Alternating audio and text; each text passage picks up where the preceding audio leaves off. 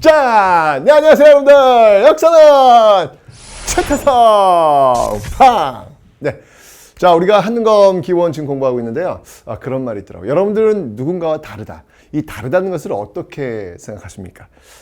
다르다는 건 여러분들 결코 틀리거나 모자라는 것이 진짜 아닙니다. 네, 저는 옛날에 그 중고등학교 시절에 누군가와 제가 참 다르다고 생각을 많이 했던 것 같아요. 그 다르다는 게 왠지 모르게 저를 스스로 괴롭히는, 저를 스스로 좀 이렇게 자학하는 그런 모습들이 아니었는가라는 생각이 듭니다. 뭐 누구보다 나는 좀 더 얼굴도 못생겼고 누구보다 또 운동도 잘 못하고 노래도 잘 못하고 뭘 다 못해. 나는 왜 이렇게 다를까라는 생각을 했었는데 그게 그냥 제 색깔이더라고요. 그거 어떡할래? 우리 아빠 엄마 준 얼굴 어떡할래? 그냥 그것대로 스스로에게 좀 자신감을 좀 갖고 그냥 내 색깔을 갖고 내 인생을 디자인해 나갔어야 되는데 중고등학교 때 그게 좀 안 되겠던 것 같아요. 그래서 참 중고등학교 때 참 힘들게 하루하루를 버텨냈구나 라는 그런 생각이 듭니다. 지금 저는요 So what? So what? 그래요, 여러분들. 다르다는 것은요, 틀리거나 또는 뭐 잘못된 그런 게 아니니까 당당하게 우리 스스로의 길을 갑시다. 아시죠, 여러분들? 자, 그러면 우리의 길을 가보자고요.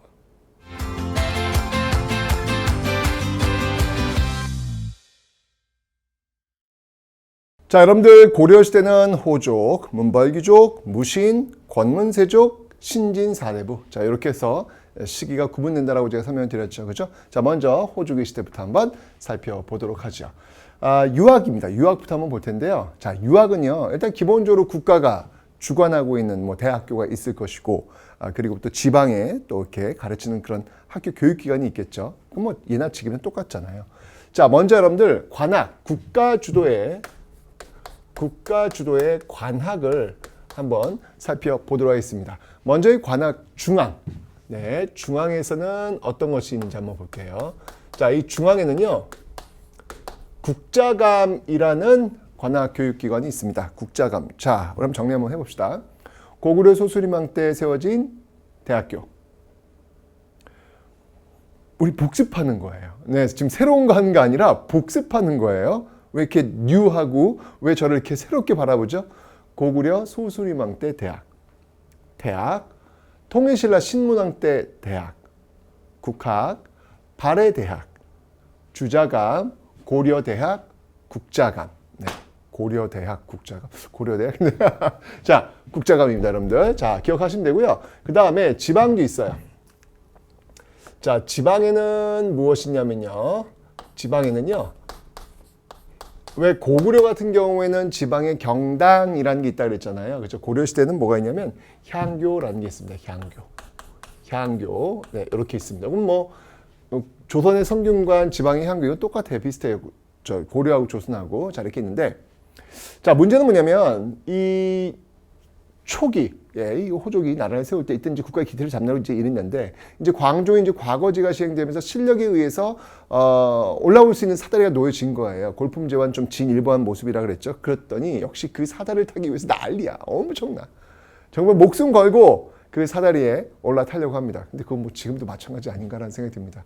수능이라든지 공무원 시험이라든지 진짜 엄청나잖아요. 그죠? 그게 아마 이제 고려시대부터, 그러니까 폐쇄적 신분제 제도가 이제 끝나고 나면서부터 나타난 그런 현상이 아닐까라는 생각이 듭니다. 그래서 한편으로는 이렇게 정말 경쟁이 치열하게 막 이런 어떤 모습들이, 어떤 이런 모습들 출발을 볼 때는 상당히 좀 긍정적인 모습에서 출발했다는 이야기예요. 왜냐하면 골품제도 같은 경우에는 그게 원천적으로 봉쇄가 돼 있었거든요. 그러니까 경쟁할 필요가 없는 거예요. 왜? 해도 안 되는 거니까.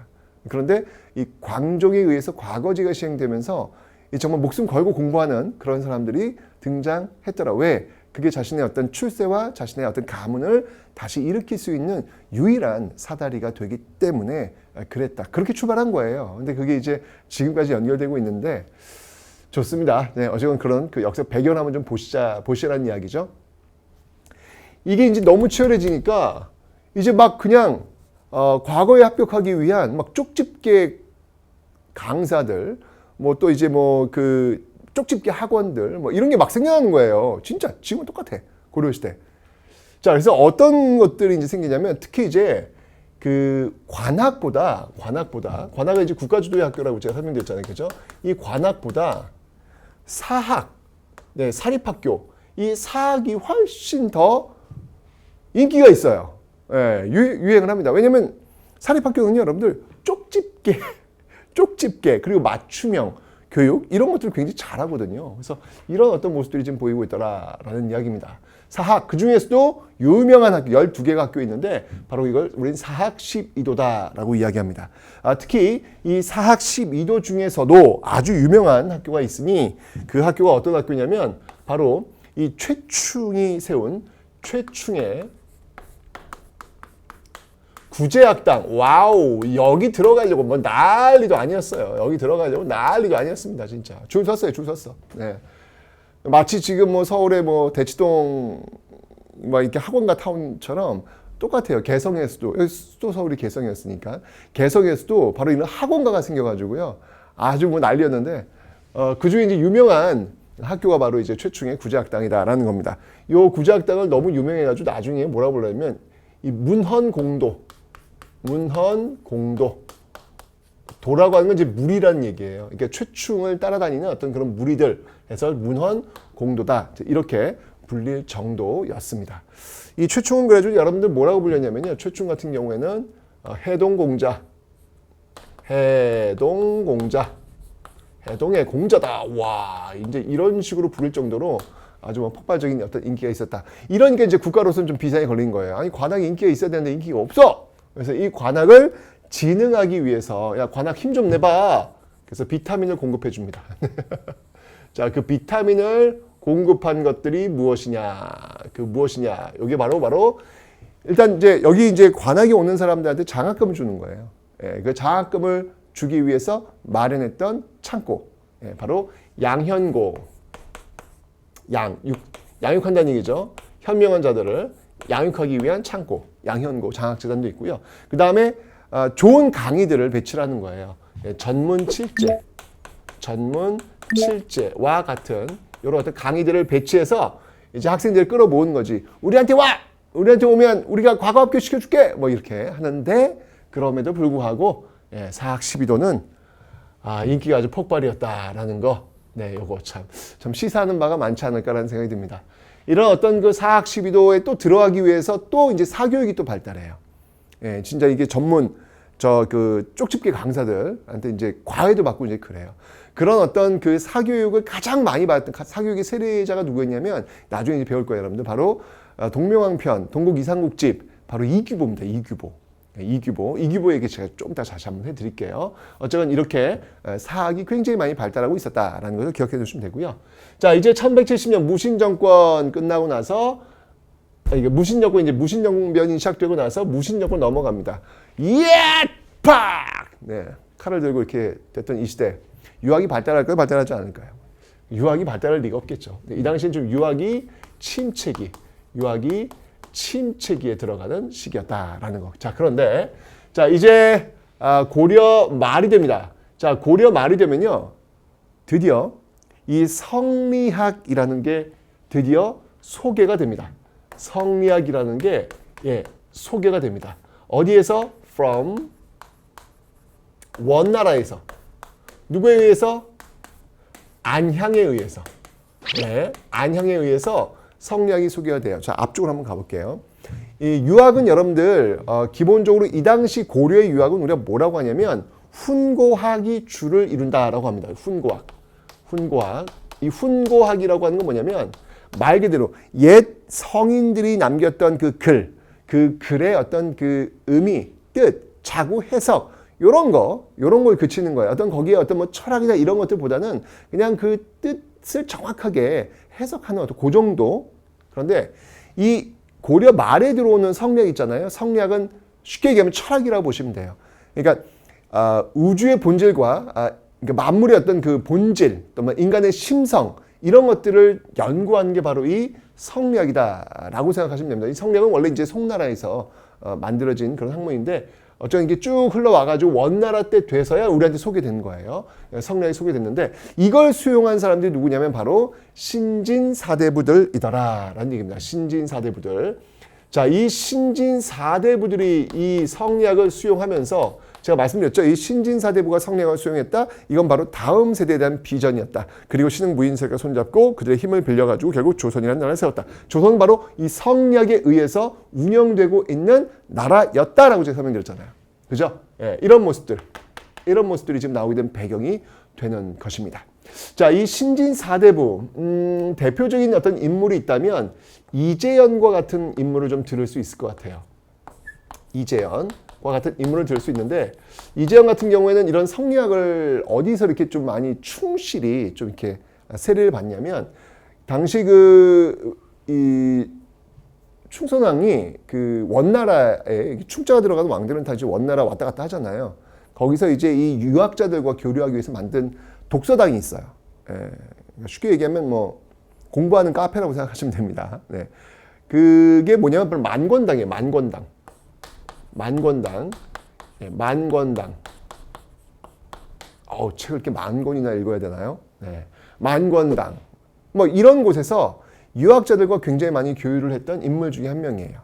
그래서 굉장히 어떤 성리학적인 어떤 그런 학문의 깊이가 좀 넓죠. 그래서 여러분들 이 이재현이 그 썼던 그 책들 또는 어떤 그 글들을 보면요. 대표적인 뭐가 하면 여공패설. 근데 참 옛날 사람들은요. 자기의 책을 이렇게 쓸 때 굉장히 좀 이렇게 겸손해요. 예, 사실 저도 제 책 제가 여러분들 합격하면 꼭 완성하는 게 바로 역사의 쓸모책 꼭 읽어주시라. 그래서 합격도 따고 그 역사에 대한 어떤 의미까지 부여할 수 있는 그 책 역사의 쓸모를 꼭 읽어주시라 라고 말씀을 드렸잖아요. 근데 역사의 쓸모라는 그 제목을 사실 제가 정할 때 좀 맨 처음에 이 제목을 그 출판사 쪽에서 가져온 거예요. 근데 그 쓸모라고 하는 표현이 이렇게 역사를 전공한 사람들한테는 조금 좀 부담스러워요. 그러니까 왜냐하면 역사라고 하는 것들을 너무 실용적으로 접근하는 것 같은 어떤 그런 느낌이 좀 든단 말이에요. 자기 검열이 좀 걸린단 말이에요. 근데 출판사 쪽이 그러더라고요. 선생님, 그래야 먹혀요. 그래야 팔려요. 이렇게 이야기를 하는데도 왠지 모르게 이게 지금 이렇게 딱 받아들여지지는 않더라고요. 근데 어쨌건 간에 예쁜들 같은 경우에는 여러분들 이 책을 쓰실 때 항상 그 저서의 어떤 그 제목을 보면 정말 자신을 낮춰요. 여공이라고 하는 옹자는 노인을 얘기하는 거예요. 노인이 패설 그냥 정말 쓰레기 같은 별거 아닌 그런 잡다한 어떤 이야기를 모아놓은 거다라고 하는 거예요. 아니 이지연이 어떤 사람인데 당시 유학의 업무 학문에 얼마나 깊이가 깊은 사람인데 그 사람이 쓴 그런 글을 스스로 그냥 별 볼 일 없는 그런 책, 그런 이야기 모은 책 이렇게 쓴단 말이죠. 참 이런 것들은 좀 우리가 좀 진짜 이게 이재현만 그런 게 아니라 이 뒤에 나오는 사람들의 어떤 그 글들 보면요, 뭐 시골에 있는 한 노인이 쓴 책, 뭐 그냥 뭐 어느 마을에 있어 좀 잡다한 글들을 모은 것들, 뭐 이런 식으로 자기의 글을 굉장히 낮추는 그런 경향이 굉장히 많이 있습니다. 예, 그런 거 볼 때마다 참 제가 이게 참 역사의 쓸모, 이게 이분들이 보셨으면 내 고개를 못 들 정도야 진짜. 좋습니다. 네, 여공패설 있고요. 저 얼굴 나 빨개졌잖아 진짜, 그죠?